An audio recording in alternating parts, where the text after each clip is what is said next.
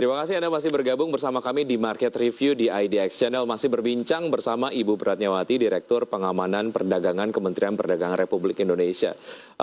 Ada satu lobby-lobby yang kemudian juga dilakukan di tingkat high level lah, ketika ada satu komunikasi yang mengalami buntu.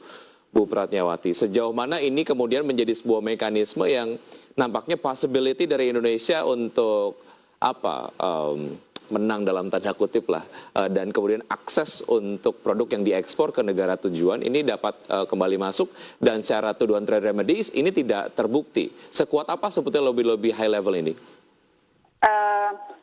Agak repot kalau saya menjawab sekuat apa ya, karena lobby-lobby itu ada yang berhasil, ada yang tidak berhasil.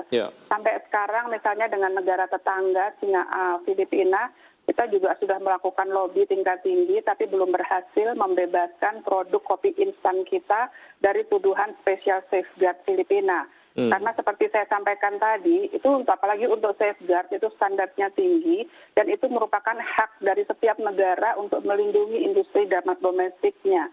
Seperti itu. Tapi at least kita itu menyuarakan sampai ke tingkat tertinggi yang menandakan bahwa kita itu memberikan arti atau perhatian yang sangat besar terhadap industri kopi instan, katakanlah di dalam negeri, kemudian runtutannya adalah ke petani-petani kopi di dalam negeri, seperti itu. Kemudian ada juga yang berhasil, seperti misalnya dengan Australia, itu juga kita sudah di posisi yang kuat, sudah sangat kuat kita posisinya, dan untuk mengenforce itu supaya tidak dibolak-balikin ataupun dimainkan lagi oleh otoritas di sana ataupun stakeholders di negara Australia, saya sebutkan aja Australia, itu maka kita menyampaikan surat dari Menteri Perdagangan kepada Menteri Perdagangan di Australia. Intinya adalah untuk memperkuat, to enforce putusan yang sudah ada, supaya tidak nanti itu digugat oleh stakeholders ataupun industri domestik di sana.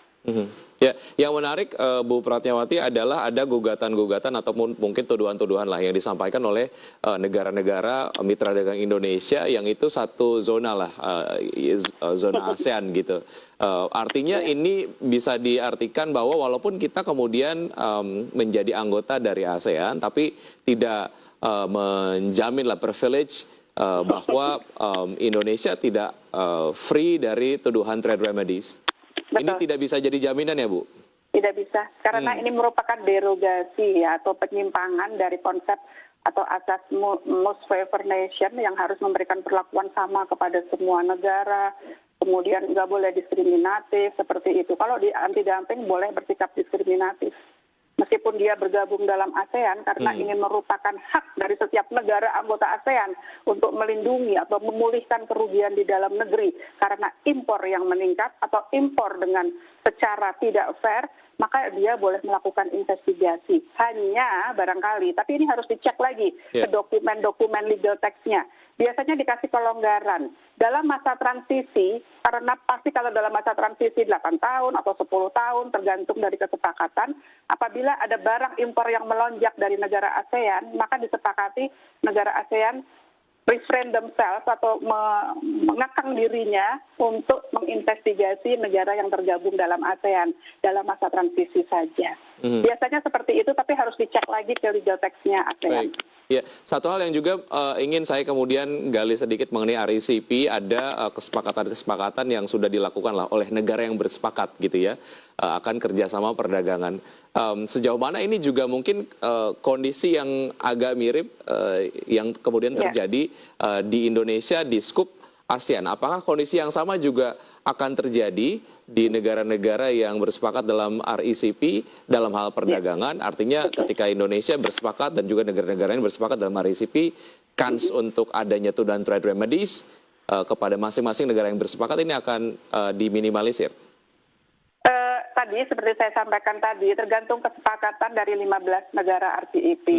Betul, RCEP itu mewakili fakta regional yang sangat besar, 30% GDP, 30% populasi dunia. Kemudian yang saya baca di koran itu 11.000 pos tarif itu diliberalisasikan, begitu kan? Artinya akan ada nantinya kita itu bisa menggenjot dengan ekspor ke negara-negara 14 negara anggota RCEP, tapi juga kita tidak boleh menutup diri terhadap masuk masuknya impor dari 14 negara anggota RCEP tersebut. Lagi-lagi di sini trade remedy chapter harus dilihat, harus dipelajari. Karena ketentuan trade remedy di sini bisa menjadi rem darurat bagi masuknya impor secara drastis, secara membanjir itu. Tapi biasanya itu lagi diatur lagi dalam masa transisi berapa tahun itu kita dilarang untuk melakukan investigasi. Mesti dilihat lagi. Baik. Yang saya tahu kita itu pastinya harusnya ada fleksibilitas di antara sesama anggota RCEP. Mungkin fleksibilitasnya itu dalam bentuk transparansi, informasi, atau kita bisa dapat kesempatan lebih untuk mengetahui lebih dahulu apabila akan dilakukan investigasi, atau yang seperti itu. Pasti ada plusnya dibandingkan ketentuan WTO, begitu. Tapi kita cek lagi, Mas, ya. Yang paling juga diwanti-wanti adalah dengan kesepakatan RCEP ini akan ada produk-produk impor lah yang membanjiri pasar domestik Indonesia karena sudah ada kesepakatan yang kemudian juga dibuat. Nah, mengenai concern ini seperti apa, Bu? Sejauh mana kemudian safeguard yang nanti akan diterapkan oleh Indonesia levelnya masih aman lah, tidak kemudian kita nantinya dituduh melakukan mekanisme-mekanisme proteksionisme yang nantinya mungkin juga akan merugikan Indonesia di RCEP.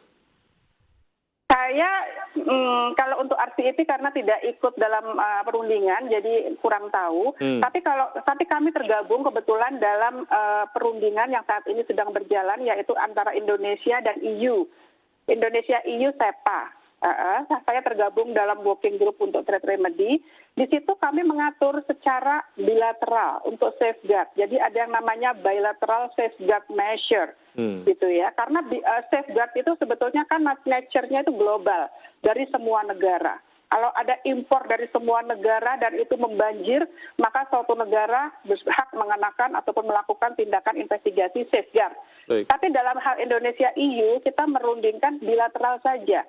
Jadi apabila karena adanya nanti ditandatanganinya perjanjian EU SEPA, Indonesia EU SEPA ditandatangani, kemudian ada banjir impor dari Uni Eropa, katakanlah minuman keras atau anggur atau apa, buah-buahan, produk pertanian, keju, susu, dan lain sebagainya, maka kita itu mengikatkan diri secara bilateral saja, bahwa kita itu harus tidak boleh melakukan investigasi terhadap partner dari FTA itu, seperti itu. Baik. Tapi itu belum disetujui oleh pihak Uni Eropa.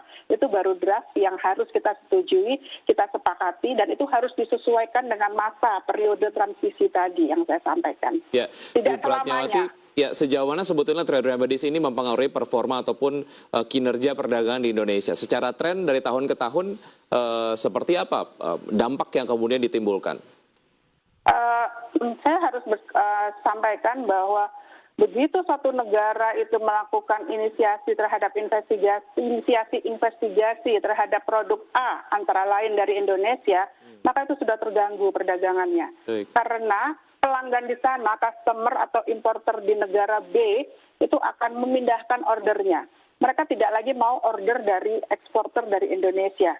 Begitu, karena khawatir dikenakan bea masuk anti dumping atau bea masuk tambahan lainnya. Begitu. Jadi mereka sudah langsung memindahkan ordernya.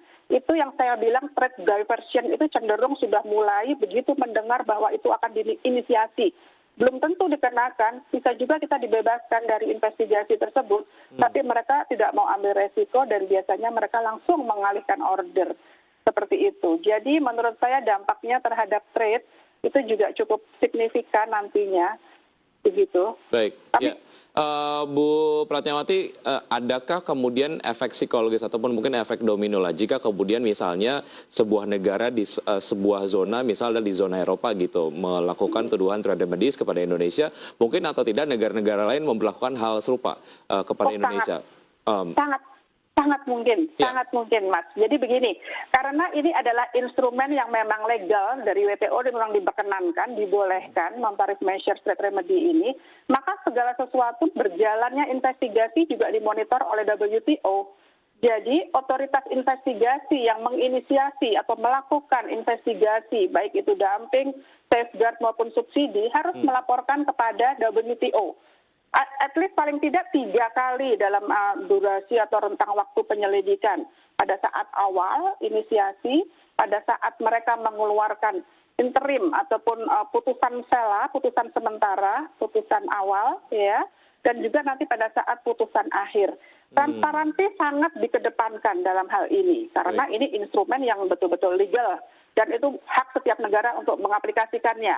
Oleh karena itu, sangat besar kemungkinan juga negara lain itu mencontek atau mereplikasi instrumen yang dilakukan oleh negara A terhadap Indonesia. Misalnya negara A menuduh subsidi pada Indonesia. Pemerintah dianggap memberikan subsidi yang menguntungkan para produsen eksporter secara tidak normal, tidak fair, tidak sesuai dengan pasar, market mechanism. Di situ mereka tinggal mengcopy saja skema-skema apa yang dituduhkan kepada Indonesia, dan itu berlangsung. Banyak contohnya seperti itu, biodiesel misalnya dari Uni Eropa diambil kemudian dikopi oleh Amerika Serikat, sama. Anti-dumping subsidi tuduhannya sama. Seperti itu, sangat mudah direplikasi. Ini satu hal yang sangat menarik mengenai sustainability practices yang kemudian menjadi isu yang cukup banyak diperbincangkan, apalagi bicara mengenai komoditas CPO dari Indonesia di zona Eropa. Kita akan lanjutkan usai jeda berikut ini, Bu Pratnyawati, dan pemirsa tetap di Market Review. Usai jeda kami akan segera kembali. Ya, terima kasih.